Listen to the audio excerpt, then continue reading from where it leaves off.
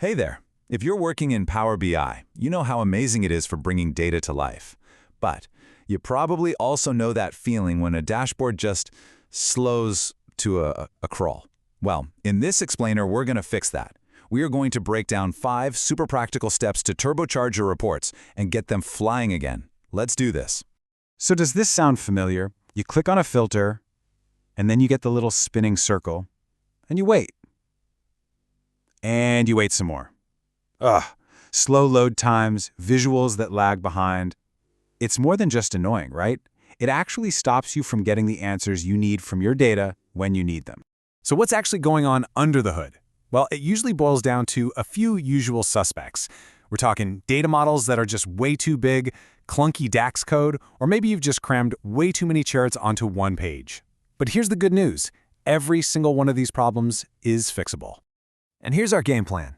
We've talked about the dilemma, so now we're diving into the solution with 5 steps. We're going to build a lean model, supercharge our DAX, trim the dataset, design for speed, and finally, master the refresh. So let's jump right into step 1. First things first, the data model. Honestly, think of this as the engine of your report. If the engine isn't built right, the car is not going to go fast no matter how shiny it looks. A clean, well-structured model is, without a doubt, the #1 factor for a speedy report. Okay, this is a huge one. A lot of people start out by just dumping everything into one giant flat table. It seems easy at first, but trust me, it's a performance killer. The pro move and what you see on the left is the star schema. It's a way smarter approach where you separate your numbers, like sales and quantity, from your descriptions, like products, customers, and dates. This is so much more efficient. It means Power BI can find what it needs in smaller, more organized tables, which makes everything way faster. So how do we build that lean model? Here's your checklist. Number 1, use that star schema we just talked about. Number 2, reduce cardinality. Now that sounds complicated, but it just means cutting down on columns with tons of unique values. For example, a column with timestamps down to the second has insanely high cardinality. Just changing it to a date, you've just massively improved performance. Then, be ruthless. If you're not using a column in your report, get rid of it. And finally, for those big picture summary pages, you can create pre-calculated summary tables or aggregates to make them load instantly. Okay, with our model cleaned up, it's time for step 2, our calculations. DAX is the language we use to create formulas in Power BI, and believe me, how you write that code can make a night and day difference in performance. Now, this right here is probably the golden rule of DAX performance. You have to understand the difference between measures and calculated columns. A calculated column is stored physically in your model. It adds size for every single row, and that can really bloat your file. A measure, on the other hand, is virtual. It's calculated on the fly, right when you need it. So, for performance, measures are your best friend, always. And if you want a few more pro tips for faster DAX, here you go. Always use variables, that's VAR, to store parts of your calculation so you don't have to repeat them. Be really careful with functions that scan over entire tables, like using SUMX with a filter. And here's a big one. If a calculation is super complex, stop and ask yourself, could I do this back in the source, like in SQL or Power Query? Moving that work upstream is a fantastic optimization trick. This brings us to step 3, and it's a really simple but powerful idea. The less data you force Power BI to chew on, the faster your report is going to be. It's as simple as that. And a huge part of that is your storage mode. Import mode is the default, and for good reason. It copies the data into your Power BI file, which makes clicking around and interacting with your report incredibly snappy. Direct query, on the other hand, leaves the data where it is and queries it live. This is slower, but you kind of have to use it for gigantic datasets or when you need absolutely real-time info. The rule of thumb? Use import mode unless you have a very good reason not to.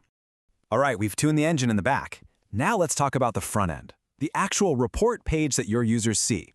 You have to remember, every single visual you add to a page sends its own query to the data model. So yeah, your design choices matter a lot. Here's a number I want you to burn into your brain, 6 to 10. That is the maximum number of visuals you should be aiming for on any single dashboard page. If you find yourself needing more than that, it's a huge sign that you should be using things like bookmarks or drill-through pages to show those extra details on demand, not cramming it all onto one screen. And it's not just about the number of visuals, it's also their complexity. Simple, built-in charts are always going to be faster than some fancy custom visual you downloaded. Keep your slicers to a minimum, because each one adds more filtering complexity. And you know how by default, clicking on one chart filters everything else? If you don't need that for every visual, turn it off. It'll make a difference. Okay, our final step. And this one is all about the data refresh. You can have the quickest, most responsive report in the world, but if it takes 3 hours to get updated data into it, you still got a major performance problem. The single most powerful tool you have here is incremental refresh. This is an absolute game changer. Instead of reloading your entire history, years and years of data, every single time you refresh, this amazing feature lets you tell Power BI to only grab what's new, maybe just the last few days of data. This can literally turn a multi-hour refresh into just a few minutes. So your refresh optimization checklist is pretty straightforward. Number 1, and I can't say this enough, enable incremental refresh. Number 2, go into the settings and turn off auto date/time. This stops Power BI from creating a bunch of hidden date tables behind the scenes that just bloat your model.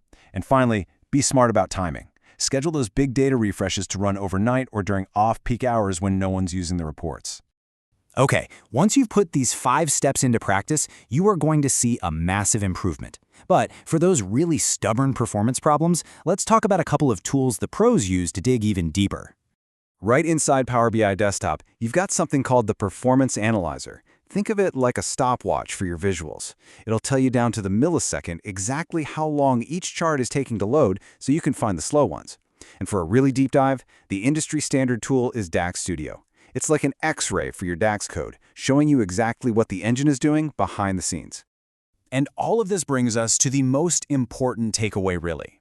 Optimizing your reports isn't something you just do once and then you're done. It's not a one-time fix. As your data grows, as your business changes, you're going to need to come back to these principles. It's an ongoing discipline. So there you have it, a 5-step framework for building faster, more reliable, and just plain better Power BI dashboards. Every one of these steps can make a real, tangible difference. So the only question now is, which one are you going to tackle first? Thanks for watching.